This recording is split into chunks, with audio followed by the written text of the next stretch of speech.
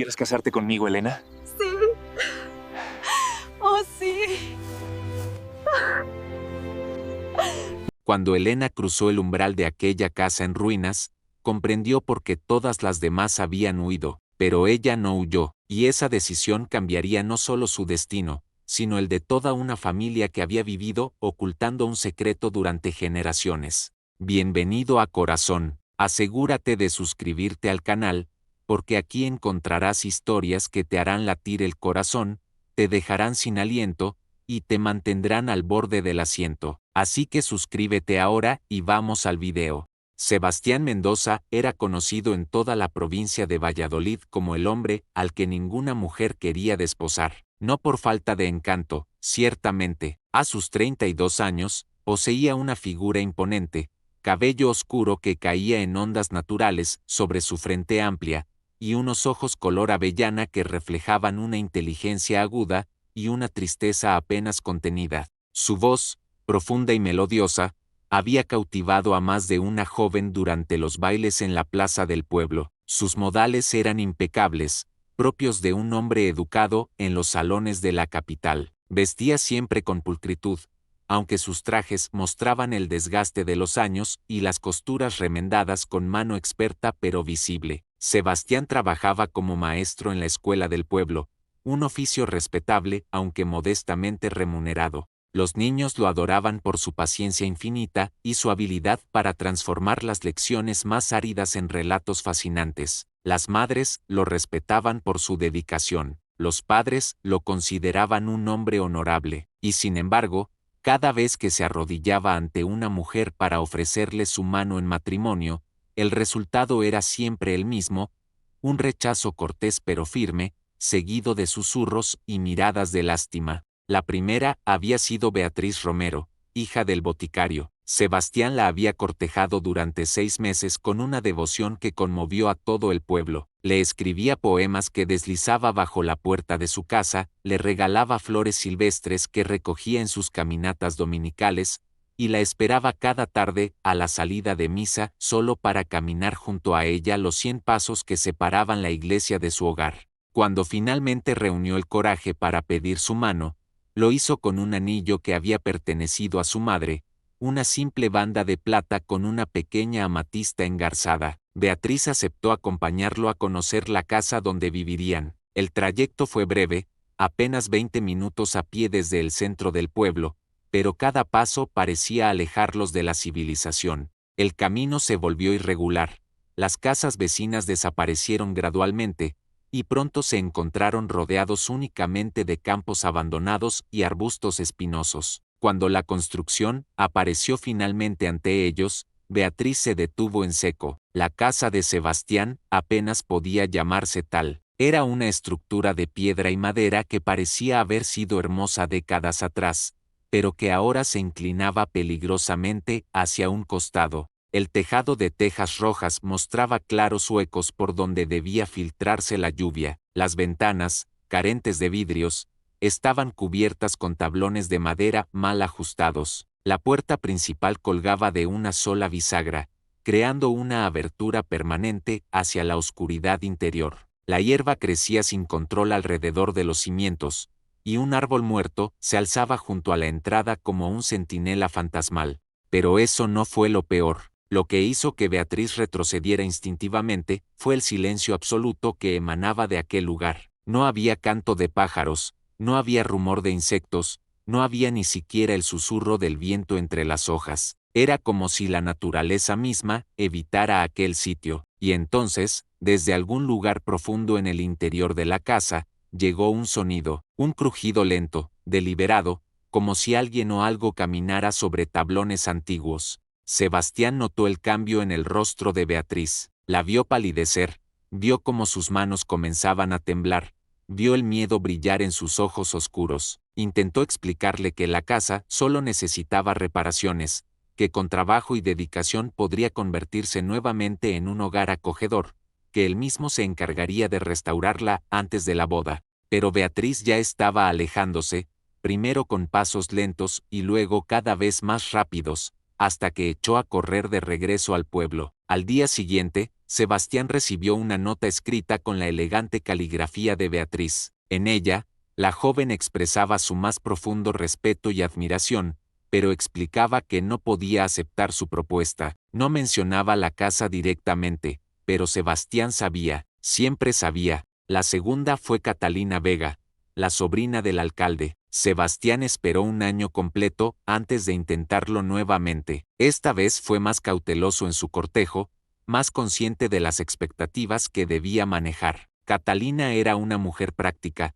de 25 años, que había rechazado ya a 3 pretendientes por considerarlos inadecuados, pero con Sebastián encontró conversaciones que estimulaban su mente, y una gentileza que rara vez experimentaba en otros hombres. Cuando Sebastián la llevó a ver la casa, había trabajado durante semanas para mejorar su apariencia, había reparado parcialmente el tejado, reemplazado algunos tablones de las ventanas, y cortado la maleza que invadía el jardín, pero la estructura seguía siendo la misma, inclinada, oscura, rodeada de ese silencio antinatural. Catalina entró en la casa, a diferencia de Beatriz, recorrió las habitaciones con expresión neutral, examinando las paredes húmedas, el suelo irregular, las vigas del techo que mostraban signos preocupantes de podredumbre. En el dormitorio principal, Catalina se detuvo, sobre la única mesa que había en la habitación, cubierta de polvo y abandonada probablemente desde hacía años,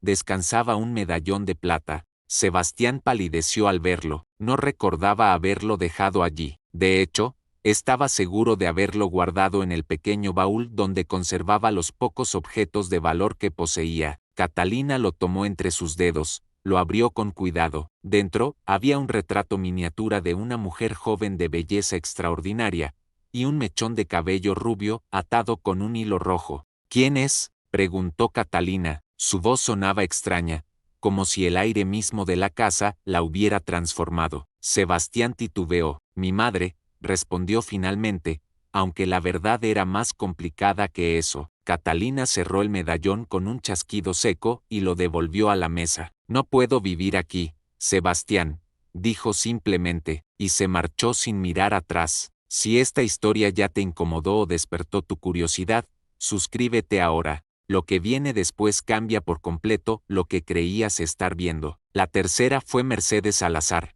hija de comerciantes acomodados. Sebastián casi no se atrevió a cortejarla, sabiendo que ella merecía mucho más de lo que él podía ofrecer. Pero Mercedes mostró interés genuino, e incluso defendió públicamente a Sebastián cuando otros hombres del pueblo se burlaban de sus fracasos matrimoniales. Ella era diferente, pensó Sebastián. Ella entendería. Cuando la llevó a la casa, Mercedes intentó ser valiente, intentó sonreír mientras observaba las condiciones deplorables, intentó imaginar cómo podría ser con las reparaciones adecuadas, pero cuando encontró, en el sótano húmedo y oscuro, una pila de cartas atadas con un listón negro, cartas dirigidas a una mujer llamada Isabela Mendoza, cartas que hablaban de amor eterno y promesas rotas. Mercedes subió las escaleras con lágrimas en los ojos y le devolvió el anillo sin pronunciar palabra. La reputación de Sebastián como el hombre de las propuestas rechazadas se consolidó después del tercer intento fallido. En los cafés y tabernas de Valladolid, su nombre se convirtió en sinónimo de mala fortuna romántica. Algunos lo compadecían, otros lo ridiculizaban abiertamente, y un tercer grupo más supersticioso susurraba sobre maldiciones familiares y pecados no confesados. Sebastián soportó todo con una dignidad silenciosa que solo intensificaba la fascinación morbosa del pueblo hacia su situación. Lo que nadie sabía, excepto quizás el párroco anciano que había bautizado a Sebastián y conocía los secretos más oscuros de cada familia en la provincia, era que la casa no siempre había estado en ese estado deplorable. 30 años atrás, la propiedad de los Mendoza era considerada una de las más hermosas de la región. Su arquitectura combinaba elementos tradicionales castellanos con toques modernos que el padre de Sebastián, don Rodrigo Mendoza, había incorporado después de un viaje a Madrid. Los jardines florecían con rosas traídas de Valencia, jazmines de Andalucía, y lirios que crecían junto a un pequeño estanque donde nadaban carpas doradas. Don Rodrigo había sido un hombre próspero, dueño de tierras fértiles y de una pequeña pero exitosa empresa de exportación de lana. Su esposa, doña Isabela, provenía de una familia noble venida a menos, pero que aún conservaba conexiones importantes en la corte. El matrimonio había sido arreglado, como era costumbre en aquella época entre familias de cierto estatus, pero contra todas las probabilidades, Rodrigo e Isabela se enamoraron profundamente después de la boda. Sebastián nació un año después de la unión, en una noche de tormenta que los viejos del pueblo aún recordaban por su ferocidad.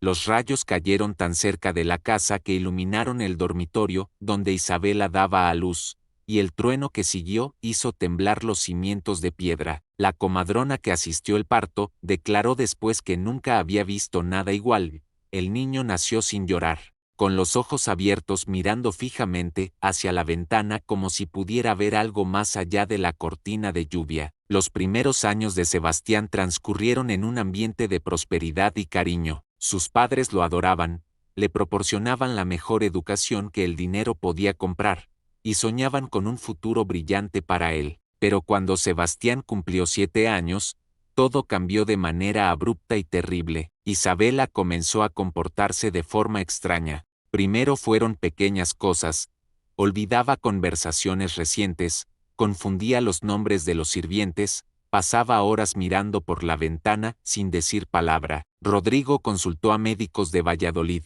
de Salamanca, incluso hizo venir a un especialista de Barcelona. Todos coincidían en que no había explicación física para su deterioro. Algunos sugirieron melancolía, otros hablaron de desequilibrios en los humores, uno incluso mencionó en voz baja la posibilidad de posesión espiritual. Después llegaron las pesadillas. Isabela despertaba gritando en mitad de la noche, aterrorizada por visiones que no podía o no quería describir. Dejó de comer, su piel adquirió una palidez enfermiza, y su mirada, antes llena de vida y alegría, se volvió distante y vacía. Rodrigo contrató enfermeras para cuidarla, pero ninguna duraba más de una semana. Todas renunciaban con excusas vagas, aunque los rumores decían que habían presenciado cosas inexplicables, objetos que se movían solos, voces susurrando en habitaciones vacías, sombras que no correspondían a ninguna fuente de luz. Detente un segundo, dime en los comentarios qué habrías hecho tú en su lugar, porque esta decisión divide incluso a quienes conocen toda la verdad. Una noche de febrero, cuando Sebastián tenía 11 años, Isabela desapareció. Rodrigo la había dejado durmiendo en su habitación, vigilada por 2 enfermeras que juraron no haberse dormido ni un instante. Sin embargo, cuando amaneció, la cama estaba vacía, la ventana permanecía cerrada desde el interior, la puerta seguía con el pestillo echado. Era como si Isabela se hubiera desvanecido en el aire. La búsqueda duró semanas. Rodrigo organizó partidas que peinaron cada centímetro de la propiedad, los bosques circundantes, los pueblos vecinos. Ofreció una recompensa considerable por información. El párroco celebró misas especiales, rogando por su retorno. Pero Isabela nunca fue encontrada, nunca apareció un cuerpo, nunca hubo evidencia de secuestro o fuga. Simplemente dejó de existir, como si el mundo la hubiera borrado. El efecto en Rodrigo fue devastador. En cuestión de meses, el hombre próspero y lleno de vida se transformó en una sombra atormentada. Dejó de atender sus negocios, que colapsaron rápidamente. Vendió las tierras a precios irrisorios para pagar deudas acumuladas. Despidió a todos los sirvientes, excepto a una anciana cocinera que se negó a abandonarlos. La casa, antes impecable, comenzó a deteriorarse por la falta de mantenimiento. Los jardines se marchitaron, el estanque se secó, las tejas del tejado empezaron a caer durante las tormentas. Sebastián observó todo esto con la impotencia de un niño que no comprende por qué su mundo se desmorona. Intentó ser fuerte por su padre, estudió diligentemente, esperando que eso trajera algo de orgullo de vuelta a los ojos apagados de Rodrigo, pero nada parecía importar ya. Su padre pasaba las noches caminando por los pasillos de la casa, llamando el nombre de Isabela en voz baja, revisando una y otra vez las habitaciones como si esperara encontrarla escondida en algún rincón. Cuando Sebastián tenía 16 años, Rodrigo enfermó gravemente. Los médicos diagnosticaron consunción, esa enfermedad cruel que consume lentamente el cuerpo hasta no dejar más que huesos y piel. Pero Sebastián sabía que su padre moría de tristeza, de culpa, de un corazón roto que ninguna medicina podía curar. En su lecho de muerte, Rodrigo agarró la mano de su hijo con una fuerza sorprendente para alguien tan debilitado. La casa, susurró con voz ronca, guarda secretos que no deben salir a la luz. Prométeme, Sebastián, que nunca la venderás. Prométeme que la protegerás, sin importar lo que cueste. Sebastián, con lágrimas corriendo por sus mejillas, prometió. Rodrigo cerró los ojos y exhaló su último aliento con una expresión que podría haber sido alivio o terror. Sebastián nunca estuvo seguro. Después del funeral, Sebastián se encontró completamente solo a los 16 años, dueño de una casa en ruinas y una reputación familiar manchada por el misterio. Tuvo que abandonar sus estudios avanzados, encontró trabajo como aprendiz en la escuela del pueblo, y dedicó cada hora libre a intentar mantener la casa en pie, cumpliendo la promesa hecha a su padre moribundo. Los años pasaron, Sebastián se convirtió en maestro titular, pero la casa seguía deteriorándose más rápido de lo que él podía repararla, y con cada año que pasaba, el silencio antinatural que la rodeaba se volvía más profundo, más opresivo, más imposible de ignorar. Elena Márquez llegó a Valladolid en un día de otoño, cuando las hojas doradas cubrían las calles empedradas y el aire olía a humo de leña y manzanas maduras. No llegó en carruaje elegante ni acompañada de séquito. Apareció caminando por el camino principal con una sola maleta de cuero gastado, un vestido gris simple pero limpio, y una expresión de determinación que contrastaba marcadamente con su apariencia delicada. Tenía 26 años, cabello castaño recogido en un moño práctico, y ojos verdes que observaban el mundo con una mezcla de curiosidad y cautela. Nadie sabía exactamente de dónde venía. Cuando le preguntaban, respondía vagamente que del norte, de una pequeña aldea que probablemente nadie conocía. No mencionaba familia, no hablaba de su pasado, y desviaba cortésmente cualquier intento de indagar más allá de lo superficial. Lo único que dejó claro fue que buscaba trabajo como institutriz o dama de compañía, y que necesitaba alojamiento modesto pero decente. La posadera, doña Gertrudis, una mujer corpulenta de corazón bondadoso, le ofreció una habitación pequeña en el segundo piso de su establecimiento a cambio de ayuda ocasional en la cocina. Elena aceptó agradecida. En cuestión de días, su presencia discreta pero eficiente se hizo notar en el pueblo. Ayudaba a las madres con niños difíciles, leía en voz alta a los ancianos que habían perdido la vista, y tenía una habilidad especial para calmar a los bebés llorones con canciones en un idioma que nadie reconocía. Fue durante una de esas tardes, mientras leía a don Ernesto, el zapatero jubilado, que Elena escuchó por primera vez sobre Sebastián Mendoza. Don Ernesto, que disfrutaba del chismorreo tanto como de su vino diario, relató con detalle morboso la historia del maestro desafortunado y sus 3 propuestas matrimoniales rechazadas. «Es la casa, ¿sabes?», dijo don Ernesto, inclinándose hacia Elena con expresión conspiratoria. «Dicen que está maldita, que la madre de Sebastián vendió su alma al diablo y que por eso desapareció sin dejar rastro. Otros juran haber visto luces extrañas en las ventanas por la noche, cuando saben que Sebastián está en el pueblo. Y está ese silencio horrible que rodea el lugar. Ni los animales se acercan». Elena escuchó sin interrumpir, pero algo en su expresión cambió. No era miedo lo que cruzó su rostro, sino un destello de reconocimiento, como si hubiera escuchado historias similares antes. Cuando don Ernesto terminó su relato, ella hizo una pregunta inesperada: «¿Dónde puedo encontrar al señor Mendoza?». El encuentro entre Sebastián y Elena ocurrió 3 días después, en la biblioteca pequeña que el pueblo mantenía en una sala anexa a la iglesia. Sebastián estaba seleccionando libros para sus estudiantes cuando Elena se acercó. Él levantó la vista y por un momento se quedó inmóvil,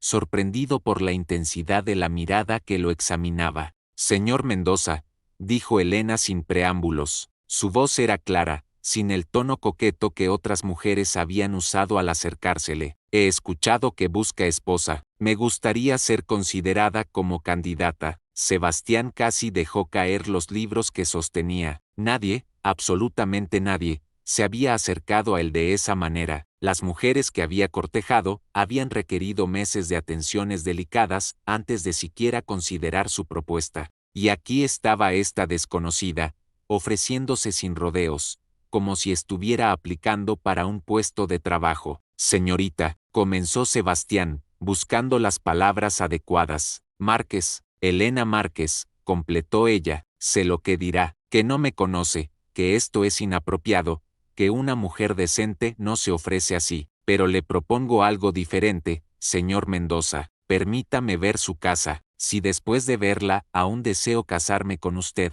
entonces hablamos de cortejo y formalidades. Si huyo como las demás, habremos ahorrado tiempo a ambos. Muy pocos conocen lo que realmente se oculta detrás de esto. Suscríbete, porque aquí contamos la parte de la historia que casi siempre se silencia. Sebastián debería haberse negado, debería haber insistido en las convenciones sociales, en hacer las cosas apropiadamente, pero había algo en Elena que desarmaba sus defensas habituales. Quizás era el cansancio de tantos rechazos. Quizás era la curiosidad por ver si alguien finalmente podría aceptar tanto la casa como los secretos que guardaba. O quizás, en el fondo, era simple desesperación. Mañana al mediodía, dijo finalmente, la esperaré en la plaza principal. Esa noche, Sebastián apenas durmió. Recorrió la casa una vez más, intentando verla con ojos frescos, imaginando cómo la percibiría Elena. Cada grieta en las paredes le parecía más profunda, cada tabla suelta más peligrosa, cada sombra más amenazante. Consideró mentir, llevarla a otro lugar, inventar alguna excusa, pero sabía que sería inútil. Si Elena aceptaba casarse con él, eventualmente tendría que conocer la verdad. Y la verdad era que esta casa, con todos sus secretos y sus horrores, era parte inseparable de quien era él. Al día siguiente, Elena apareció puntualmente en la plaza. Vestía el mismo vestido gris, pero había añadido un chal de lana oscura sobre los hombros. Llevaba botas prácticas de cuero, no los delicados zapatos que otras mujeres habían usado. Su expresión era serena, casi anticipatoria. Caminaron en silencio por el sendero que se alejaba del pueblo. Sebastián señaló algunas características del paisaje, intentando llenar el vacío incómodo con observaciones triviales sobre árboles y pájaros. Elena escuchaba cortésmente pero no respondía mucho. Su atención parecía enfocada en algo que Sebastián no podía identificar, como si estuviera buscando señales invisibles en el ambiente. Cuando se acercaron a la propiedad, Sebastián notó el cambio familiar.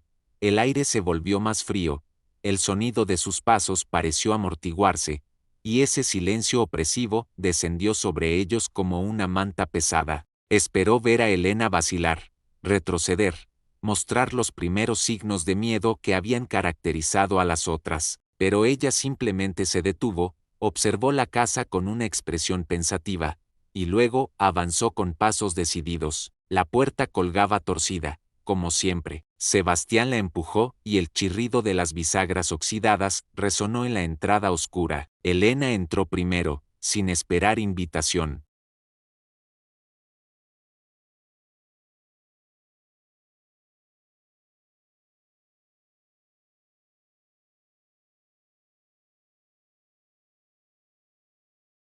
Hábleme de su madre, dijo Elena de repente, deteniéndose frente a un retrato que colgaba torcido en la pared. Era Isabela, pintada años antes de su desaparición, con un vestido azul celeste y una sonrisa que no alcanzaba completamente sus ojos. Sebastián titubeó. Desapareció cuando yo era niño. Nadie sabe qué le sucedió. ¿Nadie?, repitió Elena, y había algo en su tono que sugería que no creía completamente esa afirmación. Se acercó más al retrato, estudió los rasgos de Isabela con intensidad casi científica. Era hermosa, y triste, puedo verlo en sus ojos. Subieron las escaleras hacia el segundo piso. Varios peldaños crujieron peligrosamente bajo su peso, y Sebastián automáticamente tomó el brazo de Elena para estabilizarla. Ella no se apartó, pero tampoco se apoyó en él. Había una independencia en su postura que Sebastián encontró a la vez desconcertante y refrescante. En el dormitorio principal, El medallón seguía sobre la mesa, exactamente donde Catalina lo había dejado meses atrás. Sebastián había intentado guardarlo varias veces, pero cada vez que regresaba, lo encontraba nuevamente sobre la mesa, como si una mano invisible insistiera en mantenerlo a la vista. Elena tomó el medallón sin pedir permiso, lo sostuvo en su palma, sintiendo el peso del metal frío, y lo abrió con un clic suave. El retrato miniatura de Isabela la miraba desde el interior, junto al mechón de cabello rubio atado con hilo rojo. Elena estudió la imagen durante largo rato, tanto que Sebastián comenzó a sentirse incómodo. Este mechón no es de su madre, dijo Elena finalmente. Su voz era neutral, estableciendo un hecho más que haciendo una acusación. Sebastián sintió que el aire abandonaba sus pulmones. ¿Cómo puede estar segura? Elena señaló el retrato. Su madre tenía cabello oscuro, casi negro. Puede verse en el retrato de abajo, y el color es consistente con el suyo. Este mechón es rubio dorado, casi blanco en algunos lugares. Pertenecía a otra persona. Cerró el medallón y lo dejó cuidadosamente sobre la mesa. Hay más en esta historia de lo que la gente del pueblo sabe, ¿verdad? Sebastián se sentó en el borde de la cama, sintiendo el peso de años de silencio presionando sobre sus hombros. Nunca había hablado con nadie sobre lo que realmente sabía, lo que había descubierto en los años después de la muerte de su padre. Pero Elena no lo miraba con lástima ni con curiosidad morbosa, lo miraba con una comprensión que parecía ir más allá de las palabras. Mi madre tenía una hermana gemela, comenzó Sebastián, y con esas palabras rompió un secreto guardado durante décadas. Se llamaba Leonor. Nadie en el pueblo lo sabía porque cuando mis abuelos murieron, las gemelas fueron separadas. Isabela, siendo la mayor por minutos, heredó lo que quedaba de la fortuna familiar y se casó con mi padre. Leonor fue enviada a un convento en Galicia. Elena se sentó en una silla desvencijada cerca de la ventana, su expresión atenta pero sin sorpresa, como si hubiera anticipado una revelación de este tipo. Leonor odiaba el convento, continuó Sebastián. Las cartas que escribía a mi madre estaban llenas de desesperación, de súplicas para que la ayudara a escapar. Pero Isabela no podía hacer nada sin el permiso de mi padre, y Rodrigo era un hombre tradicional que creía que cada persona debía cumplir con su destino asignado. Cuando yo tenía 5 años, Leonor escapó del convento, viajó cientos de kilómetros a pie, mendigando comida y refugio, hasta llegar a esta casa. Sebastián se levantó y caminó hacia la ventana, mirando hacia los campos abandonados. Mi madre la escondió en el desván, le llevaba comida en secreto, ropa, libros. Leonor vivió aquí, en esta casa, durante 2 años sin que mi padre lo supiera. Yo era pequeño, pero recuerdo haberla visto algunas veces, una mujer pálida que parecía un fantasma, que me sonreía tristemente antes de desaparecer escaleras arriba. Pero su padre descubrió la verdad, dijo Elena. No era una pregunta. Sí, una noche escuchó ruidos en el desván y subió a investigar. Encontró a Leonor y se enfureció como nunca lo había visto. Dijo que mi madre había deshonrado a la familia, que había desobedecido sus órdenes directas, que había puesto en riesgo su reputación. Quería enviar a Leonor de regreso al convento inmediatamente. Sebastián cerró los ojos, reviviendo memorias que había intentado enterrar. Mi madre suplicó, dijo que Leonor moriría si la enviaban de regreso, que el convento era cruel, que era su única hermana. Pero mi padre fue inflexible. Esa misma noche, contrató a 2 hombres para que llevaran a Leonor de vuelta a Galicia. Si este momento te apretó el pecho, escribe aquí estoy en los comentarios. Esta comunidad entiende lo que otros prefieren ignorar. Leonor nunca llegó al convento, dijo Elena suavemente. Sebastián negó con la cabeza. Los hombres regresaron 3 semanas después, diciendo que había habido un accidente, que Leonor había intentado escapar mientras cruzaban un puente sobre un río caudaloso, que había perdido el equilibrio, que la corriente se la había llevado. Nunca recuperaron el cuerpo. Mi padre les pagó generosamente y les ordenó nunca volver a hablar del asunto. ¿Y su madre? Se rompió completamente. Culpaba a mi padre, se culpaba a sí misma. Comenzó a ver a Leonor por todas partes, en los espejos, en las sombras, escuchaba su voz llamándola en mitad de la noche. Los médicos dijeron que era locura inducida por la culpa, pero yo era niño y a veces también la veía, o creía verla, una figura pálida con cabello rubio que caminaba por los pasillos, que me miraba desde las ventanas. Elena se levantó y se acercó a Sebastián. Por primera vez, tocó su mano, un gesto simple de consuelo, y cuando su madre desapareció, usted pensó que Leonor había venido a buscarla. Sé cómo suena, sé que parece una historia de fantasmas inventada por un niño asustado, pero esa noche, la noche que mi madre desapareció, yo estaba despierto. Escuché pasos en el pasillo, voces susurrando. Una era mi madre, la otra era idéntica a su voz, pero diferente, más fría. Escuché a mi madre decir perdóname, hermana, y después hubo silencio. Cuando abrí la puerta de mi habitación, el pasillo estaba vacío. La habitación de mi madre estaba cerrada desde adentro,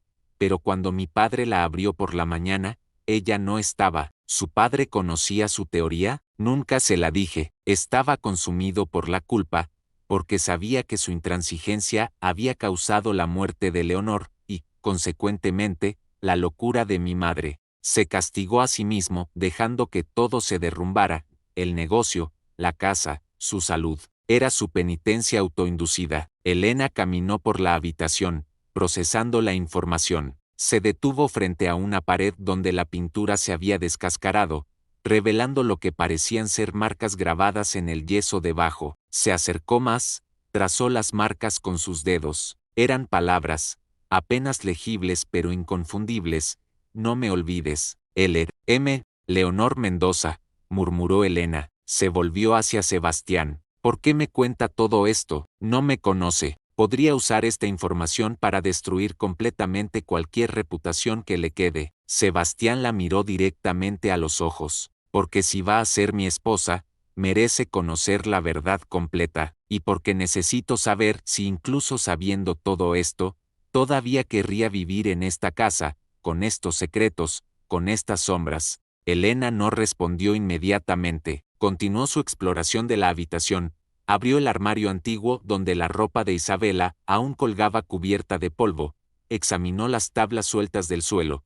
Tocó las vigas del techo. Sebastián la observaba, intentando descifrar qué pensaba, pero su expresión permanecía cuidadosamente neutral. Finalmente, Elena habló. Muéstreme el desván donde Leonor vivió. Subieron por una escalera estrecha y empinada hasta una trampilla en el techo. Sebastián la empujó y ayudó a Elena a subir. El desván era un espacio angosto y oscuro, iluminado apenas por la luz que entraba a través de las grietas en las tejas. Había un colchón viejo en una esquina, una manta raída, una vela consumida hasta casi nada, y en la pared más alejada, cientos de marcas talladas, llevando la cuenta de los días de cautiverio. Elena se arrodilló junto al colchón, pasó su mano sobre la tela manchada y deteriorada. 738 días, dijo, contando las marcas en la pared. 2 años y 3 días. El último día no tiene marca completa, solo una línea vertical a medias, como si hubiera sido interrumpida. Sebastián no había contado las marcas antes. Había subido al desván solo una vez después de descubrir la historia completa, y la desesperación grabada en esas paredes lo había perseguido durante semanas. Ver a Elena allí, examinando metódicamente los restos de la vida oculta de Leonor, le producía una mezcla de alivio y terror.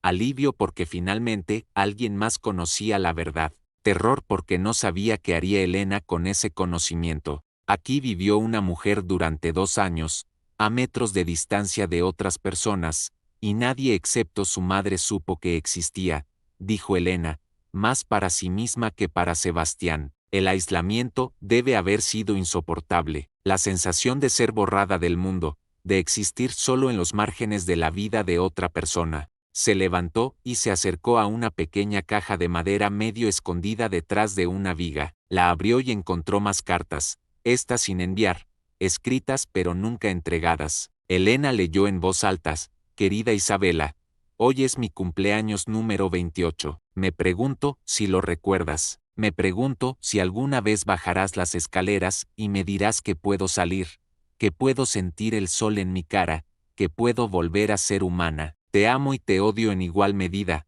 hermana. Eller. La voz de Elena tembló ligeramente al final. Dejó la carta con cuidado y se volvió hacia Sebastián. Estas mujeres, su madre y su tía, estaban atrapadas, una por las convenciones sociales y la obediencia a un esposo autoritario, la otra, literalmente encarcelada por las mismas convenciones, ambas destruidas por un sistema que no les permitía ser libres. ¿Por qué me dice esto?, preguntó Sebastián. Porque necesito que entienda por qué voy a aceptar casarme con usted, a pesar de todo lo que he visto y escuchado. Sebastián sintió que su corazón se detenía. ¿Acepta? Elena descendió del desván con agilidad y Sebastián la siguió. Cuando ambos estuvieron nuevamente en el dormitorio principal, ella se volvió hacia él con una expresión que mezclaba determinación y algo que podría haber sido compasión. Señor Mendoza, voy a contarle algo que nunca le he dicho a nadie en este pueblo. Llegué a Valladolid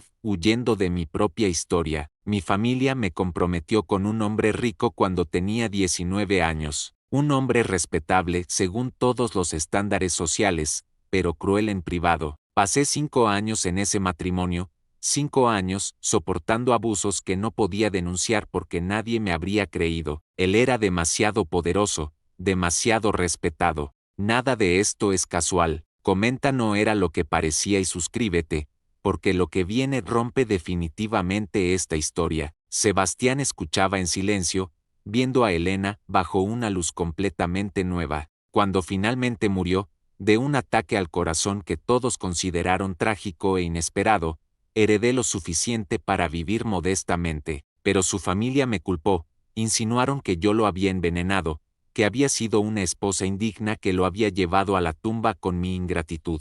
Tuve que irme, cambiar de nombre, empezar de nuevo donde nadie conociera mi historia. Elena no es su verdadero nombre, dijo Sebastián. No, pero es el nombre que elegí para esta nueva vida, y es tan real como cualquier nombre dado al nacer. Le cuento esto porque quiero que entienda que no lo acepto por lástima o por desesperación. Lo acepto porque reconozco en usted a alguien que, como yo, está atrapado por un pasado que no puede cambiar pero se niega a ser completamente definido por él. Bajaron las escaleras y salieron de la casa. El sol de la tarde bañaba los campos circundantes con luz dorada, creando un contraste brutal con la oscuridad que habían dejado atrás. Elena respiró profundamente, como si necesitara limpiar sus pulmones del aire pesado del interior.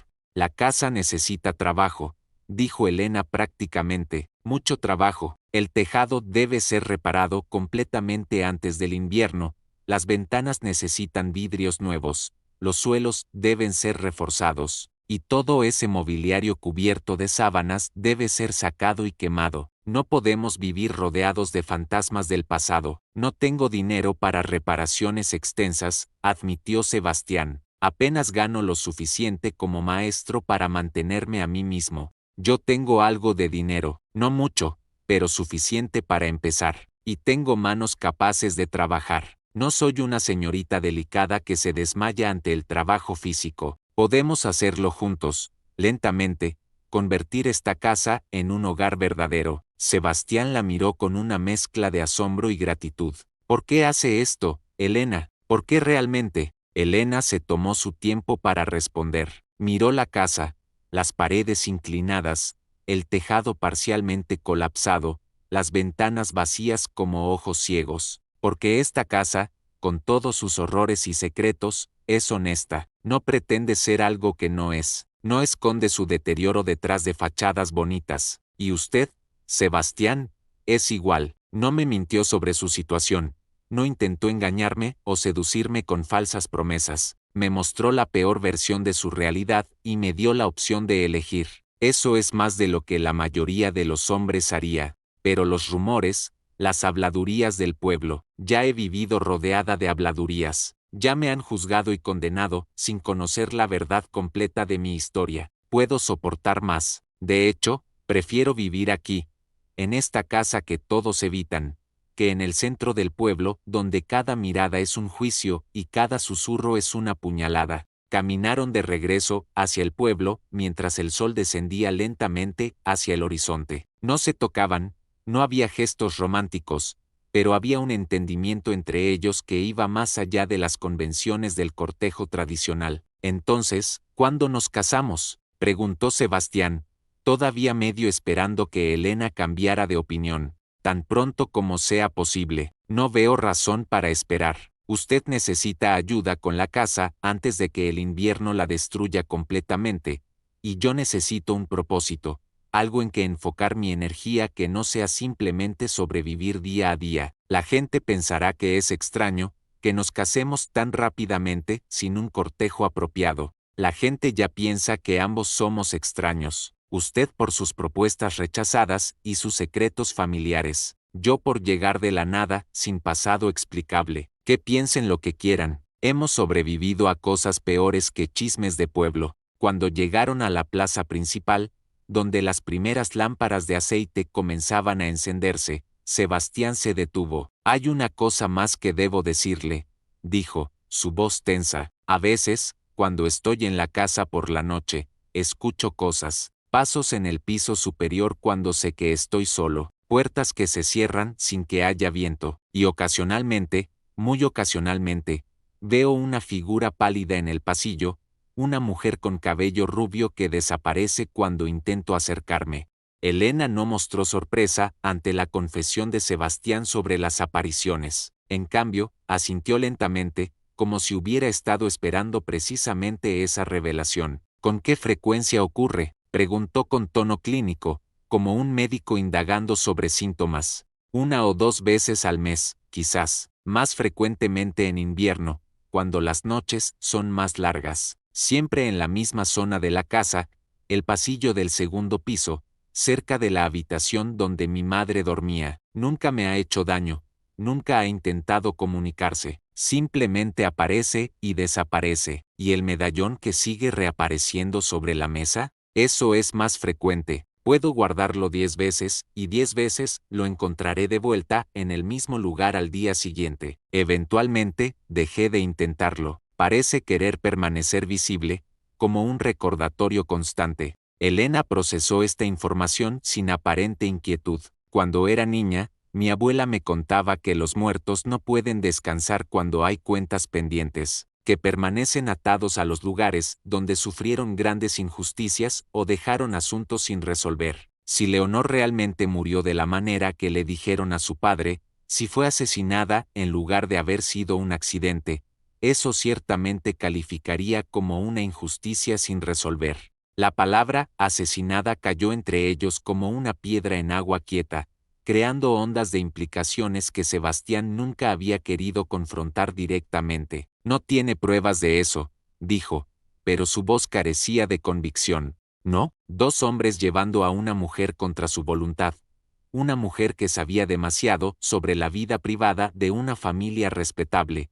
Una mujer cuya existencia misma era un escándalo potencial. Regresan diciendo que hubo un accidente conveniente, que el cuerpo nunca fue recuperado, que todo está resuelto. Su padre les paga generosamente para comprar su silencio. ¿Realmente cree que fue un accidente? Sebastián sintió un peso familiar instalarse en su pecho. Mi padre no era un asesino, era inflexible, autoritario, incapaz de ver más allá de sus propias convicciones, pero no era malvado. No estoy diciendo que su padre ordenara un asesinato, pero contrató a hombres de cierto tipo, hombres dispuestos a transportar a una mujer contra su voluntad a través del país. Hombres así toman decisiones que benefician su propio interés. Si Leonor se resistió demasiado, si amenazó con exponer lo que sabía cuando llegara al convento, si se volvió demasiado problemática, es fácil imaginar cómo un accidente podría haber sido la solución más conveniente para ellos. Sebastián se dejó caer en un banco cercano a la fuente del pueblo. Elena se sentó a su lado, manteniendo una distancia respetuosa pero presente. ¿Y qué sugiere que hagamos con esta teoría?, preguntó Sebastián finalmente. Por ahora, nada. No podemos cambiar el pasado ni traer justicia a los muertos de hace 20 años, pero podemos reconocer la verdad en privado, honrar la memoria de Leonor de manera apropiada, y quizás eso traiga algo de paz tanto a su espíritu como a esta casa. En los días siguientes, Sebastián y Elena anunciaron su compromiso. La reacción del pueblo fue exactamente lo que ambos habían anticipado: sorpresa, especulación y una generosa dosis de desaprobación apenas disimulada. Doña Gertrudis, la posadera, fue una de las pocas que expresó apoyo genuino. Esa muchacha tiene agallas, dijo a quien quisiera escuchar, y el joven Mendoza merece algo de felicidad después de todo lo que ha sufrido.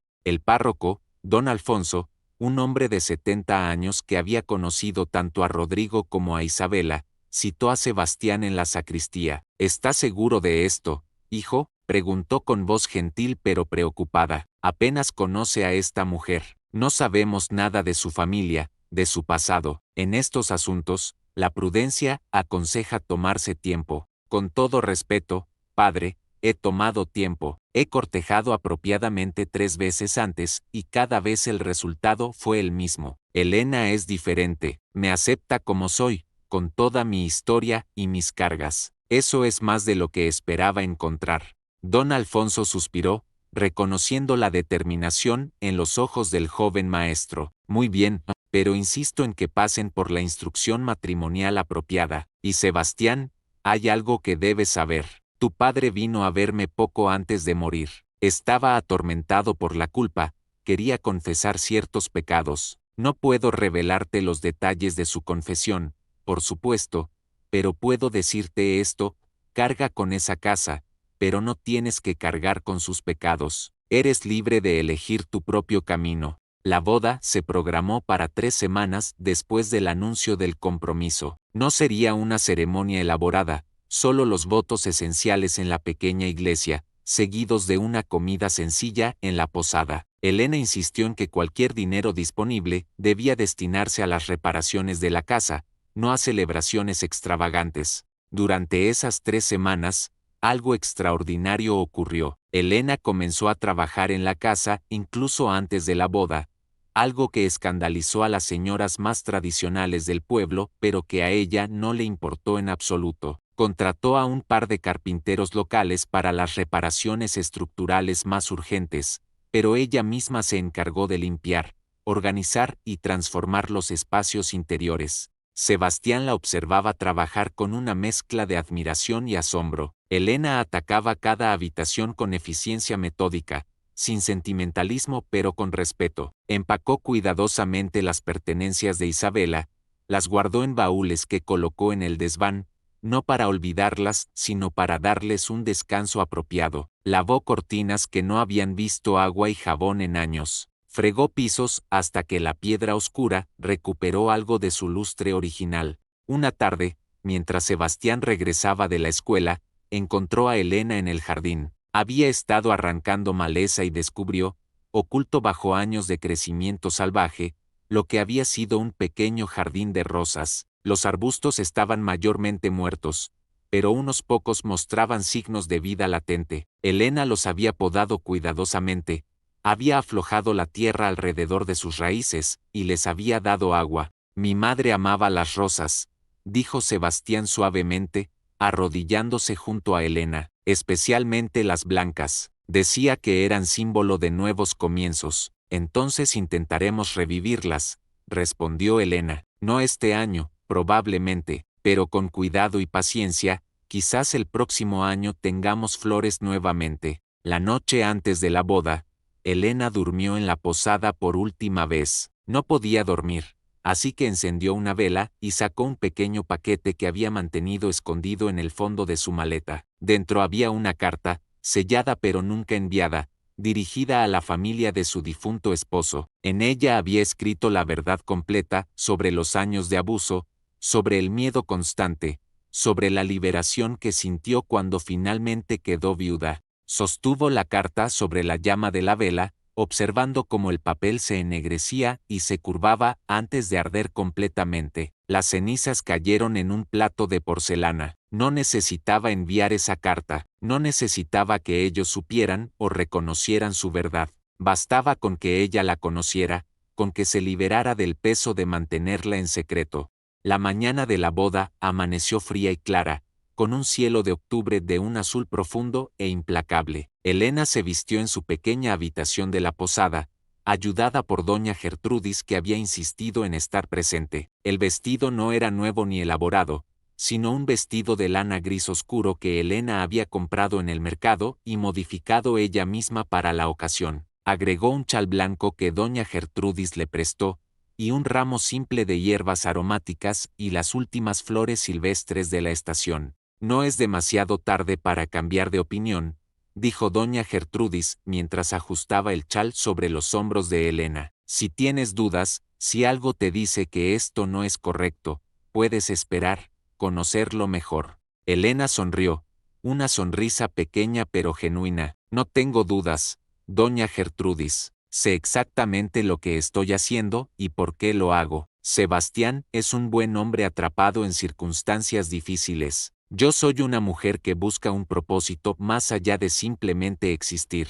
Juntos podemos construir algo que ninguno podría lograr solo. En la iglesia, la congregación era pequeña. Algunos estudiantes de Sebastián habían venido con sus padres, más por curiosidad que por celebración. Don Ernesto, el zapatero, estaba allí, apoyándose en su bastón. Algunos comerciantes locales que respetaban a Sebastián como maestro habían asistido, y en la última banca, casi oculta en las sombras, había una mujer anciana que Sebastián no reconoció inmediatamente. La ceremonia fue breve. Don Alfonso condujo los ritos con su voz temblona pero clara, haciendo las preguntas tradicionales sobre el compromiso mutuo, la fidelidad, el amor en la prosperidad y la adversidad. Cuando llegó el momento de intercambiar votos, Sebastián sostuvo las manos de Elena y habló con voz firme: prometo ser honesto contigo siempre, compartir tanto mis cargas como mis alegrías, y construir contigo un hogar donde ambos podamos encontrar paz. Elena respondió: prometo estar a tu lado, sin importar qué secretos revele el futuro, trabajar junto a ti para transformar la oscuridad en luz, y honrar tanto tu pasado como nuestro futuro compartido. No eran los votos tradicionales, pero don Alfonso los aceptó con un asentimiento aprobatorio. Cuando declaró a Sebastián y Elena como esposo y esposa, el beso que compartieron fue casto y breve, más un sello de acuerdo mutuo que una expresión de pasión romántica. Después de la ceremonia, mientras los pocos asistentes se dispersaban, la mujer anciana de la última banca se acercó a Sebastián. Cuando estuvo cerca, él finalmente la reconoció. Era Marta, la cocinera que había trabajado para su familia cuando era niño, la única sirvienta que se había negado a abandonarlos incluso cuando ya no podían pagarle. Señora Marta, dijo Sebastián, sorprendido, no sabía que seguía en Valladolid. Pensé que se había ido a vivir con su hermana a Segovia. La anciana negó con la cabeza. Me quedé cerca, aunque retirada. Necesitaba hablar contigo, Sebastián, pero esperé hasta hoy porque necesitaba ver qué tipo de mujer aceptaría finalmente casarse contigo. Sus ojos agudos examinaron a Elena con intensidad. Tienes el aspecto de alguien que ha sufrido y sobrevivido. Bien, vas a necesitar esa fortaleza. Elena sostuvo la mirada de la anciana sin intimidarse. ¿Qué quiere decirnos, señora? Marta miró alrededor para asegurarse de que nadie más pudiera escuchar. Yo estaba aquí la noche que la señora Isabela desapareció. Tu padre me ordenó que no dijera nada, Sebastián, y mantuve mi silencio todos estos años porque él me dio dinero para mi vejez a cambio. Pero ahora que está muerto, y tú has encontrado a alguien que no huye de esa casa maldita, creo que mereces saber la verdad completa. El corazón de Sebastián comenzó a latir más rápido. ¿Qué verdad? Tu madre no desapareció esa noche, se fue por voluntad propia. La sexta salir de la casa poco después de medianoche, llevando solo un pequeño bolso. No iba sola, había una mujer esperándola en el camino, una mujer que se parecía exactamente a ella. Se abrazaron, lloraron, y luego caminaron juntas hacia el bosque. Tu padre las vio también desde la ventana de su habitación. Sabía que Isabela se había ido con el fantasma de su hermana, ya fuera real o producto de su locura, pero dejó que todos creyeran que había desaparecido misteriosamente porque la alternativa era admitir que su esposa lo había abandonado, que había elegido la muerte o la locura por encima de permanecer con él. Elena apretó la mano de Sebastián, sintiendo cómo temblaba con esta revelación. ¿Hacia dónde fueron? preguntó. Marta se encogió de hombros. Nunca lo supe. Búsquedas se organizaron, pero en la dirección equivocada. Tu padre envió a los hombres hacia el sur, hacia los pueblos vecinos, cuando las vio caminar hacia el norte, hacia las montañas. Sea lo que sea que Isabela buscaba, no quería ser encontrada. ¿Por qué me dice esto ahora?, preguntó Sebastián, su voz apenas un susurro. Porque llevas la culpa de tu familia como si fuera tuya, porque esa casa te tiene atrapado con secretos y mentiras. Tu madre tomó su decisión, Sebastián, tu padre tomó la suya. Leonor murió por decisiones que otros tomaron, pero tú mereces tomar tus propias decisiones sin estar encadenado a los errores del pasado. Marta miró a Elena. Y tú, joven, cuídalo. Esa casa toma de las personas. No dejes que tome de ti también. Antes de que pudieran responder, Marta se alejó, apoyándose pesadamente en su bastón, dejándolos con más preguntas que respuestas. La comida en la posada fue modesta pero cordial. Doña Gertrudis había preparado un estofado generoso y pan fresco. Hubo vino simple de la región, y alguien tocó una guitarra mientras algunos de los asistentes cantaron canciones tradicionales. Sebastián y Elena participaron cortésmente, pero ambos estaban distraídos, procesando lo que Marta les había revelado. Cuando el sol comenzó a descender, Sebastián y Elena se despidieron de los invitados y caminaron juntos hacia la casa que ahora compartirían oficialmente como esposos. Elena llevaba su pequeña maleta con sus escasas pertenencias. Sebastián cargaba una lámpara de aceite que iluminaría su primera noche juntos. El camino familiar nunca le había parecido tan largo a Sebastián. Cada paso lo acercaba a un futuro incierto, a una vida compartida con una mujer que apenas conocía pero en quien había depositado una confianza extraordinaria. Elena caminaba a su lado con paso firme, sin vacilación, sin mirar atrás hacia el pueblo que dejaban atrás. Cuando la casa apareció en la distancia, recortada contra el cielo del crepúsculo, Sebastián se detuvo. «Todavía puedes cambiar de opinión», dijo. «Podemos quedarnos en la posada esta noche, podemos esperar, podemos». Elena lo interrumpió tomando su mano. «Sebastián, ya hemos cruzado el umbral simbólico en la iglesia. Ahora crucemos el literal juntos. Sea lo que sea que esta casa contenga, lo enfrentaremos como lo que somos ahora, una familia». La casa los recibió con su silencio característico, pero a Sebastián le pareció menos opresivo que de costumbre, como si la presencia de Elena hubiera introducido un cambio sutil en la atmósfera. Habían dejado velas encendidas en la sala principal antes de partir hacia la boda, y su luz vacilante creaba sombras danzantes en las paredes recién limpiadas. Elena dejó su maleta y comenzó a moverse por la casa con la familiaridad de alguien que ya había pasado semanas trabajando en ella. Avivó el fuego en la chimenea que había preparado días antes, llenó una tetera con agua del pozo, y sacó pan y queso que había dejado guardados para esta noche. Sebastián la observaba, maravillado por su practicidad, por cómo convertía lo que podría haber sido un momento incómodo en algo ordinario y reconfortante. Cenaron juntos en la pequeña mesa de la cocina que Elena había rescatado del desván y restaurado pacientemente. La conversación fluyó naturalmente.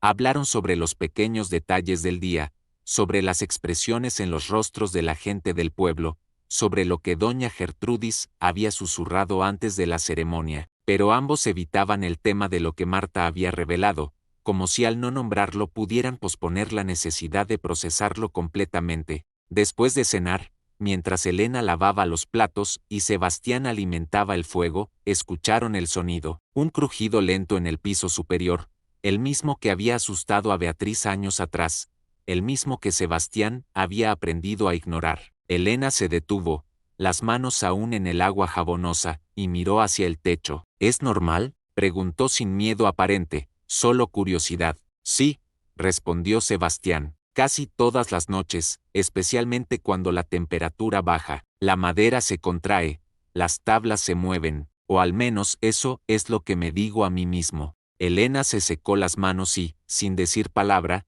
tomó una vela y comenzó a subir las escaleras. Sebastián la siguió, su corazón latiendo más rápido. Nadie había reaccionado así antes. Las otras mujeres habían huido del sonido. Elena caminaba directamente hacia él. En el segundo piso, el pasillo estaba oscuro, excepto por la pequeña luz de la vela. Elena se detuvo frente al dormitorio principal, la habitación que había sido de Isabela. La puerta estaba entreabierta, aunque Sebastián estaba seguro de haberla cerrado esa mañana. Elena la empujó completamente y entró. El medallón estaba sobre la mesa, abierto, como si alguien acabara de examinarlo. Elena se acercó, lo cerró con cuidado, y en lugar de dejarlo allí, lo recogió. Leonor, dijo en voz alta, dirigiéndose a la habitación vacía, si realmente estás aquí, si alguna parte de ti permanece atada a este lugar, necesito que entiendas algo. No vengo a reemplazarte o a olvidarte. Vengo a cuidar de la casa que debería haber sido también tu hogar.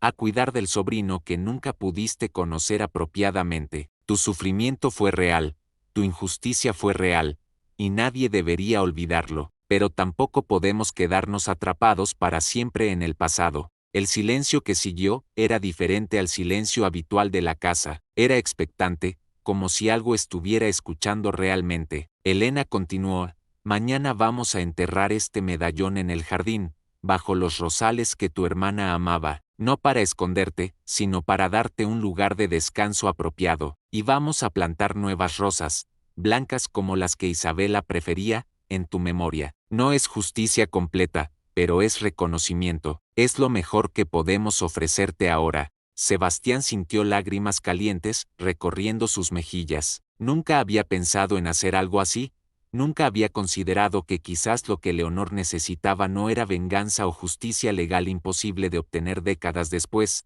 sino simplemente ser recordada, ser honrada, tener un lugar propio en lugar de existir solo como un secreto vergonzoso. Elena se volvió hacia él. ¿Estás de acuerdo? Sebastián asintió, incapaz de hablar. Elena le tendió el medallón y él lo sostuvo, sintiendo el peso no solo del metal, sino de todas las historias no contadas, todas las vidas interrumpidas, todo el dolor acumulado en ese pequeño objeto. Esa noche durmieron en el dormitorio principal, en la cama que Sebastián había preparado con sábanas limpias y mantas pesadas. No hubo consumación romántica de su matrimonio, no era ese tipo de unión, al menos no todavía. En cambio, se acostaron lado a lado, hablando en voz baja sobre sus planes para la casa, sobre cómo restaurar el jardín, sobre qué habitación podría convertirse en un estudio para Elena donde pudiera leer y escribir.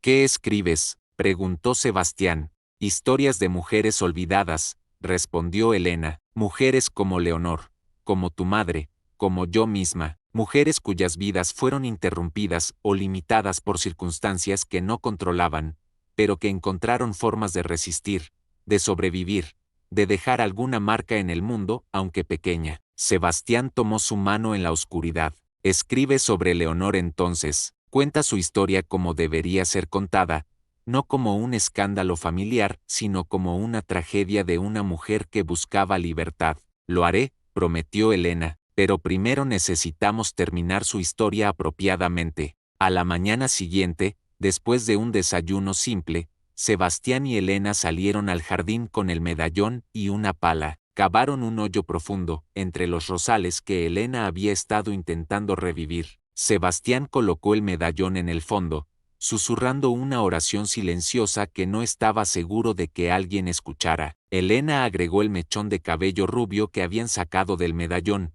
y luego ambos comenzaron a llenar el hoyo con tierra. Mientras trabajaban, Elena comenzó a hablar, contando la historia de Leonor como la imaginaba, una joven mujer nacida en el momento equivocado, con deseos de libertad que el mundo no podía o no quería satisfacer, atrapada entre las expectativas de su familia y las restricciones de la sociedad, que hizo lo mejor que pudo en circunstancias imposibles. No era una santa ni una víctima perfecta, sino una persona completa con esperanzas y miedos, con amor y resentimiento, con el derecho fundamental de ser recordada como había sido realmente. Cuando terminaron de enterrar el medallón, Elena plantó esquejes de rosal que había comprado en el mercado. Para la primavera, dijo, estas rosas deberían echar raíces, y si las cuidamos bien, en un año o dos, este jardín volverá a florecer.